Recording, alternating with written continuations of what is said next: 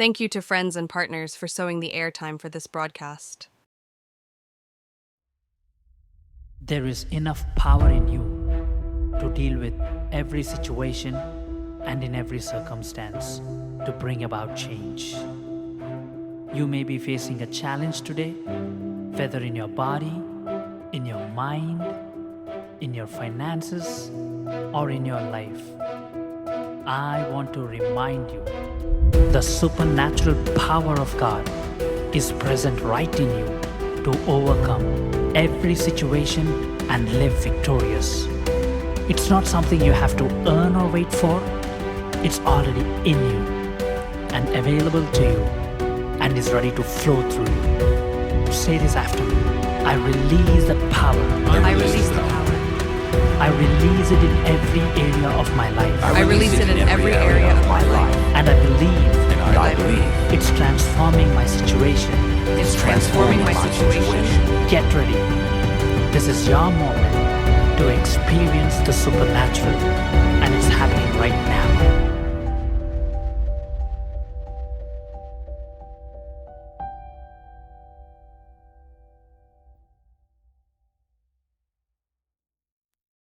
స్వస్థపరచడం అనేది దేవుని యొక్క చిత్తమా? ఈరోజు మనం ఈ అంశాన్ని ధ్యానించుకుందామండి కొద్దిసేపు. దేవుడు ప్రతి ఒక్కరిని స్వస్థపరచగలడా? ఆయన చిత్తము స్వస్థత పట్ల ఏంటి? అనారోగ్యము పట్ల దేవుడు ఏ విధంగా తన ప్రజలను స్వస్థపరచగలుగుతాడు? ఈ స్వస్థత అనేది కొద్ది మందికి మాత్రమేనా? లేదా ఈ స్వస్థత దేవునిలో నమ్మకం ఉంచిన ప్రతి ఒక్కరికి దొరుకుతుందా? అనే అంశం గురించి మనం కొద్దిసేపు ధ్యానించుకుందాం. ఈ యొక్క ప్రశ్నకు జవాబు ఏంటంటే అవును. దేవుడు తన యందు ఎవరైతే విశ్వాసం ఉంచుతారో విశ్వాసముంచిన ప్రతి ఒక్కరిని స్వస్థపరచడం అనేది దేవుని యొక్క చిత్తము. ముందుగా మనం గమనించాల్సింది ఏంటంటే, దేవుడు మంచి దేవుడై ఉన్నాడు. ఆయన యొక్క మరొక నామము యెహోవా రాఫా, స్వస్థపరచు దేవుడు. సో, దేవుడి యొక్క చిత్తం ఏంటంటే, దేవుడి యొక్క చిత్తము ప్రతి ఒక్కరిని అనారోగ్యంలో నుంచి ఆరోగ్యంలోకి నడిపించడము. ప్రతి ఒక్కరికి స్వస్థత కోసం ఎదురు చూస్తున్న ప్రతి ఒక్కరిని స్వస్థపరచాలనేది దేవుని యొక్క చిత్తమై ఉన్నది. దేవుడు ప్రతి ఒక్కరూ సంపూర్ణమైన ఆరోగ్యముతోటి, శక్తితోటి, బలముతోటి ఉండాలనేది దేవుని యొక్క చిత్తము. కానీ ఆ చిత్తం ఎప్పుడు నెరవేరుతుందంటే దానికొక కండిషన్ ఉంది.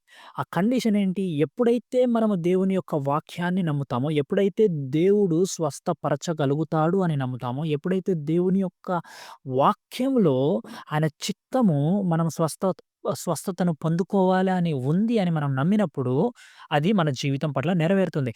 చాలామందికేంటంటే దేవుడు స్వస్థపరుస్తాడు అని నమ్మటం అనేది చాలా సులువైన విషయమండి. అందరూ అందరూ నమ్మగలుగుతారు. అవును, దేవుడు శక్తివంతుడు, దేవుడు స్వస్థపరచగలుగుతాడు అని జెప్పి.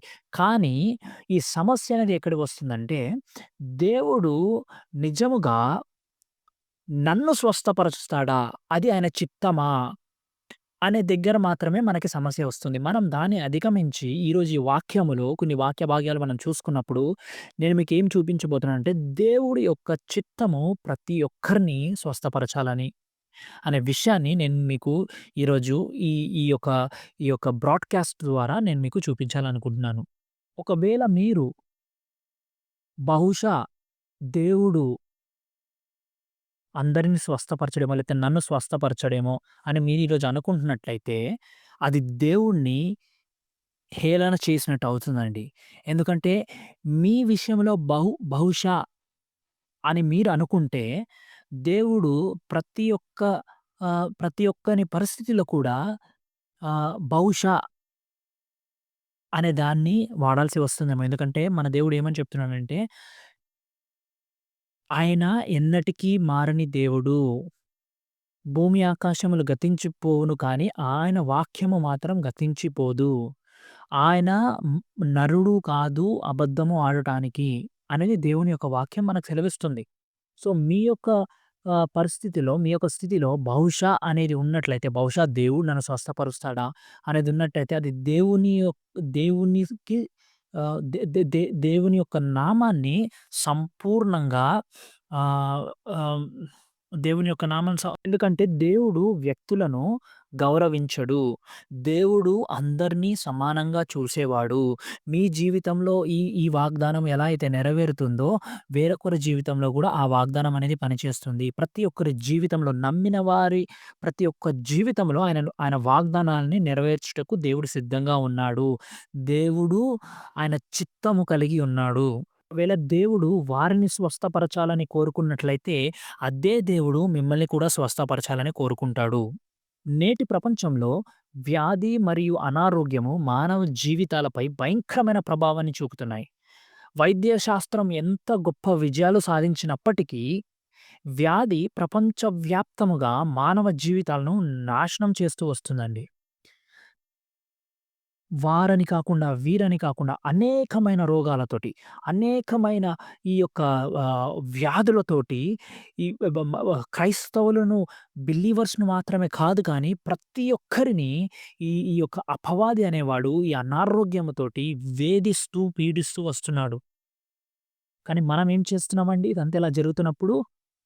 ఈ యొక్క థియోలాజికల్ స్టడీస్ చదువుకున్న మనము, మన సాంప్రదాయాలను, మన యొక్క రిచువల్స్‌ని మనం పాటిస్తూ, దేవుడి చిత్తము కాదేమో అని చాలామంది బోధకులు దీన్ని బోధిస్తున్నారు. దేవుడి యొక్క చిత్తము ప్రతి ఒక్కరిని స్వస్థపరచుట కాదు. ఆయన చిత్తమైతేనే నువ్వు స్వస్థతను పొందుకుంటావు అనే విషయాన్ని చాలామంది బోధకులు బోధిస్తూ వస్తున్నారు. చాలా సార్లు ఈ సానుభూతి మరియు జాలి మాటలతోటి నిలబడి బాధితుడికి అది దేవుని చిత్తమని భరోసా ఇస్తున్నారు. ఈ అనారోగ్యము ద్వారా రోగికి దేవుడు దగ్గరవుతాడని వారు బోధిస్తూ వస్తున్నారు. క్రైస్తవులు పాపులుగా ఉండాల్సిన అవసరం కంటే ఎక్కువగా ఎప్పుడూ అనారోగ్యంతో ఉండవలసిన అవసరం లేదండి. మిమ్మల్ని స్వస్థపరచాలనేది ఎల్లప్పుడూ దేవుని యొక్క కోరికై ఉన్నది. వ్యాధి ఎందుకు అంత నిరంతర శత్రువుగా ఉంది? నేటి క్రైస్తవులలో అనారోగ్యము ఎలా అంతగా దెబ్బతింది. పాత నిబంధనలో మనం చూసుకున్నట్లయితే దేవుడు తన ప్రజలకు ఎంతమందికండి 3 ము ము ము 30,00,000 మంది 30,00,000 మంది ప్రజలకు ఆయన వాగ్దానము చేసి దానిని పూర్తిగా నెరవేర్చినవాడు. వారు ఆ యొక్క ఐగుప్తు నుంచి బయటకు వచ్చినప్పుడు దేవుడు ఏమని చెప్పారంటే, మీలో అస్వస్థతకు ఎవరు ఉండరని దేవుడు చెప్పాడు. 30,00,000 మంది దేవుడి యొక్క వాక్యాన్ని నమ్మిన వారందరూ ప్రతి ఒక్కరూ సంపూర్ణమైన స్వస్థతతోటి ఆ ఐగుప్తు నుంచి బయటికి వచ్చారు. ఒక దైవజనుడు ఏమన్నాడంటే, దేవుణ్ణి అనుమానించవద్దు. మీరు ఏదైనా అనుమానించాల్సి వస్తే మీ అనుమానాలని అనుమానించండి. ఎందుకంటే అవి నమ్మదగినవి కాదు. కానీ మన దేవుడు ఆయన మాటను ఎప్పుడూ నిలబెట్టుకునేవాడు. మన దేవుడు నమ్మదగిన దేవుడని ఒక దైవజనుడు అన్నాడండి. ఇంకొక దైవజనుడు ఏమన్నాడంటే, మీరు దేవునిపై విశ్వాసము కలిగి ఉండకపోవడానికి ఏదైనా కారణం ఉందా? దేవుడు ఎప్పుడైనా తన వాగ్దానాలలో ఒక్కదానినైనా ఉల్లంఘించాడా? దేవుడు చేసిన మరియు దేవుడు చేసిన మరియు నెరవేర్చడంలో విఫలమైన ఒక్క వాగ్దానాన్ని వేలు పెట్టి చూపించడానికి ఏ విశ్వాసి అపవాది అనేవాడు అబద్ధాలు చెప్పేవాడు.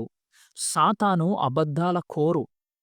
యేసు ఏమన్నాడంటే, ఒక్క నిమిషమండి. అపవాది అబద్ధాల కోరు అని యేసు బైబిల్‌లో మనకి చెప్తున్నాడు.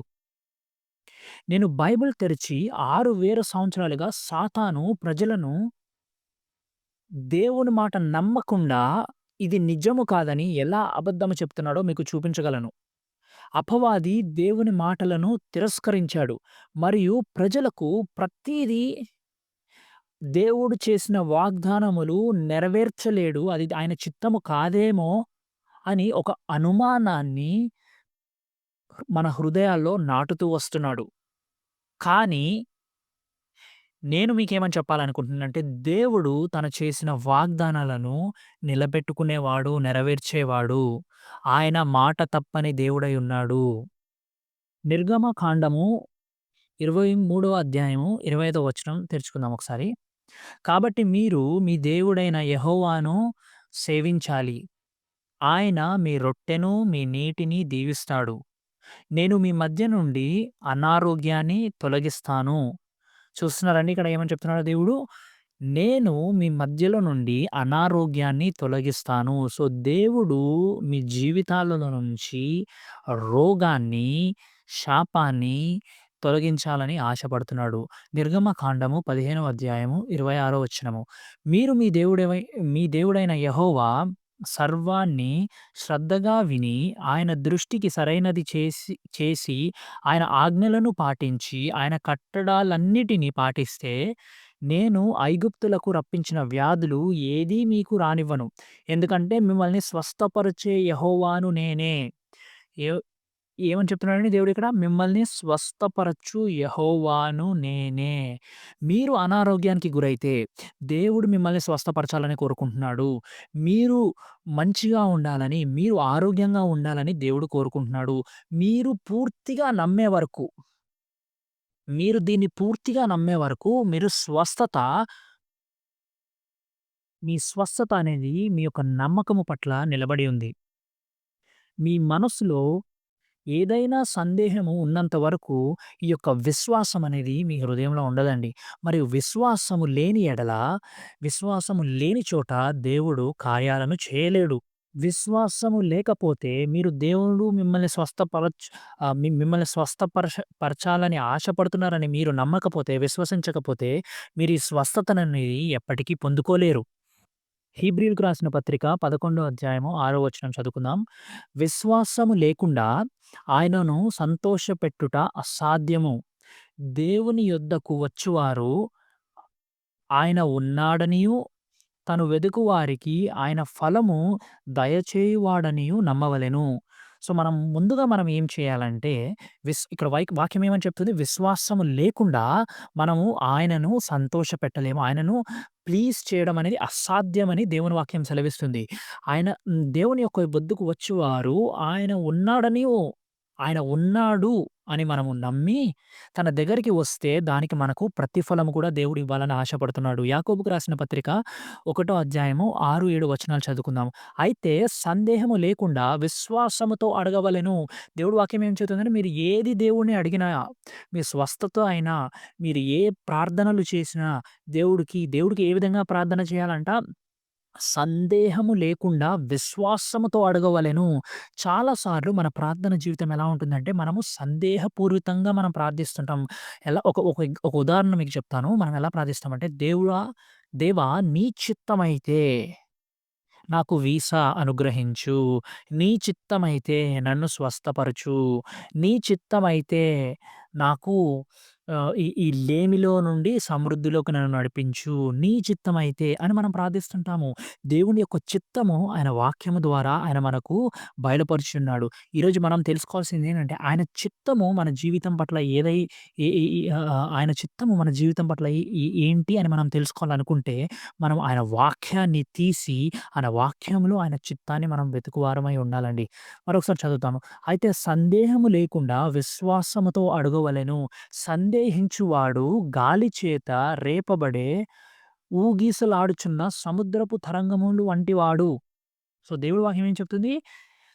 సందేహించువాడు ఈ యొక్క గాలి చేత రేబడే ఊగిసలాడుతున్న సముద్రపు వంటివాడు అని దేవుని వాక్యం సెలవిస్తుందిక్కడ. దేవుడు తమను స్వస్థపరచాలనుకుంటున్నాడని, మరియు అనారోగ్యము చెందుట దేవుని చిత్తము కాదని ఎప్పుడైతే ప్రజలు పూర్తిగా ఒప్పించబడిన తరువాత వారు ప్రార్థించినప్పుడు ఆయన స్వస్థతను కలగజేస్తాడు. అనారోగ్యము విషయమై దేవుని చిత్తము తెలుసుకోవడం వలన సంపూర్ణ విశ్వాసము మీకు కలుగుతుంది. ఆ విశ్వాసము ద్వారా మీరు స్వస్థతను పొందుకోగలుగుతారు. ఇంకొక వాక్య భాగం చూద్దామండి. సంఖ్యాకాండము 23 అధ్యాయము 19 వచనము. దేవుడు అబద్ధమాడుటకు మానవుడు కాదు. మనుష్య కుమారుడు పశ్చాత్తాపపడుటకు ఆయన కాదు. ఆయన చెప్పియుండియు చేయకుండునా? లేక ఆయన చెప్పియుండియు నెరవేర్చుకుండునా? దేవుడు వాక్యం ఏమని చూపిస్తుందంటే, దేవుడు అబద్ధం ఆడుటకు నరుడు కాదు. ఆయన చెప్పింది చేయకుండా ఉండటానికి ఆయన మనలాగా మానవుడు కాదు. మనలాగా అబద్ధము ఆడేవాడు కాదు. ఆయన చెప్పినవన్నీ నెరవేర్చే దేవుడు. దేవుడు ఒక్కసారి ఏదైతే వాగ్దానం ఇస్తాడో, ఆ వాగ్దానాన్ని వెనకకి తీసుకున్నటువంటి దేవుడిని మనం ఈరోజు ఆరాధిస్తున్నాము. మొదటి రాజులు 8వ అధ్యాయము 56వ వచనం చదువుకుందాము. తాను వాగ్దానం చేసిన వాటన్నిటి చొప్పున తన ప్రజలైన ఇజ్రాయేలుకు విశ్రాంతి దయచేసి ప్రభువు స్తుతించబడునుగాక. తన సేవకుడైన మోషే ద్వారా ఆయన వాగ్దానం చేసిన తన మంచి వాగ్దానములన్నిటిలో ఒక్కటియు తప్ తప్పియుండలేదు. సో, మోషేకు ఏ విధంగా అయితే దేవుడు వాగ్దానాలు చేశాడో బైబిల్ ఏమని చెప్తుందంటే, ఆయన ఒక్క వాగ్దానాన్ని కూడా నెరవేర్చకుండా వదిలేయలేదు. ప్రతి ఒక్క వాగ్దానాన్ని ఇజ్రాయేలు ప్రజలకు ఆయన ఇచ్చిన ప్రతి వాగ్దానాన్ని నెరవేర్చిన దేవుడై ఉంటున్నాడు. కీర్తనలు 119, 89వ వచనం చదువుకుందాం. యెహోవా నీ వాక్కు పరలోకమందు శాశ్వతముగా స్థిరపరచబడి ఉన్నది. సో, దేవుని యొక్క వాక్కు అనగా దేవుని యొక్క వాక్యము, ఆయన యొక్క వాగ్దానాలు పరలోకమందు శాశ్వతముగా స్థిరపరచబడి ఉన్నాయి. అంటే దేవుడి యొక్క వాగ్దానాలు ఎన్నటికీ మారవండి. ఆయన యొక్క వాక్కు ఎన్నటికీ మారదు. ఆయన, ఆయన యొక్క వాక్కు ఎల్లప్పుడూ స్థిరముగా ఉంటుంది. ఇర్మియా గ్రంథము 1 అధ్యాయము 12వ వచనం చదువుదాం. అప్పుడు ప్రభువు నాతో ఇట్లా అనెను, నీవు బాగుగా చూచితివి. నా మాట నెరవేర్చుటకు నేను సిద్ధముగా ఉన్నాను. సో, దేవుడు ఇక్కడ ఏమని చెప్తున్నాడంటే ఇర్మియాకి, నా మాటను నెరవేర్చుటకు నేను సిద్ధముగా ఉన్నాను. ఈ వాక్య భాగాలన్నీ నేను మీకెందుకు చూపిస్తున్నానంటే, దేవుడు మాట ఇచ్చినప్పుడు ఆ మాట తప్పని దేవుడనేది మీ యొక్క హృదయాల్లో నాటబడాలని చెప్పి నేను ఈరోజు మీకు ఈ వాక్య భాగ్యాలన్నీ చూపిస్తున్నాను. ఈ వాక్యాల ద్వారా మీరు ఈ వాక్యాలను నమ్మినప్పుడు, దేవుడు మాట తప్పని దేవుడని మీకు అర్థమైనప్పుడు, ఆయన దగ్గర నుంచి మీరు స్వస్థత పొందుకోవడానికి ఆయన ఏదైతే ఆయన వాక్కుతోటి చెప్పాడో, మిమ్మల్ని స్వస్థపరచు యెహోవాను నేనే అని చెప్పి, ఆ యొక్క వాక్యం పట్ల మీకు విశ్వాసం కలుగజేయడానికి మీకు ఇదంతా ఉపయోగపడుతుంది. 3,00,000 మందిని దేవుడు ఏ విధంగా స్వస్థపరిచాడో, దేవుడు తన ప్రజలకు స్వస్థతను ఎలా చేరకూర్చాడో, తన మాటతో ఎలా ప్రకటించాడో ఇప్పుడు మనం చూసుకుందాం. దేవుడు తన ప్రజలకు ఒక అనౌన్స్‌మెంట్ చేసుకున్నాడు. ఏమని చేసుకున్నాడంటే, మిమ్మల్ని స్వస్థపరిచే యెహోవాను నేనే. ఆయన ఈ మాటలు దాదాపు 3,00,000 మందికి చెప్పాడు. వారిలో ప్రతి ఒక్కరు దేవుని మాటను నిజమని నమ్మారు కాబట్టే, వారు ఆ ఫలితాన్ని పొందుకోగలిగారు. స్వస్థత అవసరమైన వారందరూ పరిపూర్ణంగా స్వస్థత పొందుకున్నారు. కీర్తనలు 105, 37వ అధ్యాయం 37వ వచనము. ఆయన వారిని వెండి బంగారాలతో కూడా బయటకు తీసుకువచ్చాడు. మరియు ఆయన అతని గోత్రాలతో అతని గోత్రాలలో బలహీనుడు లేడు. ఇంగ్లీష్ బైబిల్ ఏమని చెప్తుందంటే, he also brought them out with silver and gold and there was none feeble among his tribes. అనగా అనారోగ్యంతో ఉన్నవాడు ఆ 3,00,000 మందిలో ఎవ్వరు లేరంట దేవుడు వారిని బయటికి తీసుకొనొచ్చినప్పుడు. అంత గొప్ప దేవుడు. సో, అంతమందిని దేవుడు స్వస్థపరిచినప్పుడు, ఒకే మాటతోటి ప్రతి ఒక్కరిని ఆ మాటను నమ్మిన ప్రతి ఒక్కరిని దేవుడు స్వస్థతలో నడిపించినప్పుడు, ఈరోజు మిమ్మల్ని నడిపించడు అనడానికి మీ దగ్గర కారణాలేమున్నాయి? మీకు చెప్పబడింది ఏంటంటే, దేవుడు వారిని బయటకి తీసుకొని వచ్చినప్పుడు, వారి యొక్క గోత్రాల్లో ఒక్క బలహీనుడు, ఒక్క అనారోగ్యంతో ఉన్నవాడు కూడా లేడు. 3,00,000 మంది బలంగా, శక్తితో, ఆరోగ్యంగా జీవిస్తూ వచ్చారు. ఒక్క రోగి కూడా లేకుండా. ఇశ్రాయేలు ప్రజలకు పాత నిబంధనలో ఉన్న ప్రజలకే దేవుడు తన వాగ్దానాలతో తన యొక్క కృపను, తన యొక్క కటాక్షమును ఈ విధంగా చూపగలిగితే, దేవుని యొక్క గొర్రెపిల్ల రక్తము ద్వారా విమోచింపబడిన మనకు, యేసుక్రీస్తు రక్తము ద్వారా నిబంధనలో ఏర్పరచుకున్న మనకు దేవుడు ఇంకెంత చేస్తాడు? దేవుడి యొక్క వాగ్దానాలు ఇంకా ఎంత మన జీవితంలో నెరవేరుస్తాడు. ఈ యొక్క సత్యాన్ని మన హృదయాల్లో మనం నాటుకోవాలండి. ఏ విధంగా అయితే ఆహ్, ఆహ్, ఆహ్, 2+2 4 అని మనం అంతా ఆహ్, సత్యంగా మనము అంటే స్థిరంగా మనం నమ్ముతామో, దేవుడు నన్ను స్వస్థపరచాలనుకుంటున్నాడు. స్వస్థపరచుట అనేది దేవుని యొక్క చిత్తము అనేది అంత స్థిరముగా, అంత స్వస్థత అంత స్థిరముగా మన గుండెల్లో నాటబడాలి. ఈ యొక్క 30,00,000 మంది ఇశ్రాయేలీయులు స్వస్థత పొంది బలంగా మారడానికి గల ఏకైక కారణము దేవుడు చెప్పిన దానిని వారు నమ్మడమే. దేవుడు వారికి ఏమని చెప్పాడండి? నిన్ను స్వస్థపరచు యెహోవాను నేనే. ఆ మాటని వారు దృఢంగా నమ్మారు. స్థిరపడి ఆ మాటను వారు బలంగా నమ్మారు కాబట్టే దేవుడు వారి జీవితంలో ఈ యొక్క కార్యాన్ని నెరవేర్చాడు. నేటి క్రైస్తవులలో వ్యాధి ఎన్ని ఇబ్బందులు పెడుతుండగా వ్యాధులు, రోగాలు, క్యాన్సర్‌లు, ఎయిడ్స్ మరి అనేకమైన ఆహ్, మెడిసిన్స్ లేనటువంటి ఈ యొక్క రోగాలు, బ్లడ్ ప్రెషర్స్, షుగర్ ఇట్లాంటి వ్యాధులకు మనము నిరంతరము ఈ యొక్క మెడిసిన్స్ మీద మనం ఎప్పుడైతే ఆధారపడి ఉండగలుగుతున్నాం కానీ, దేవుని యొక్క మాటను నమ్మి, ఆ యొక్క మాటలో ఆ దేవుని యొక్క వాక్కులో మనం విశ్వాసం ఉంచి మన స్వస్థతని పొందుకోవడానికి మనము సిద్ధంగా లేనండి. నేటి క్రైస్తవులలో దేవుడు చెప్పిన దానిని చాలామంది నేటి క్రైస్తవులలో దేవుడు చెప్పిన మాట పట్ల మనం నమ్మకము కలిగి ఉండట్లేదు కాబట్టి చాలామంది స్వస్థతను అనుభవిస్తలేరు. స్వస్థతను పొందుకుంటలేరు.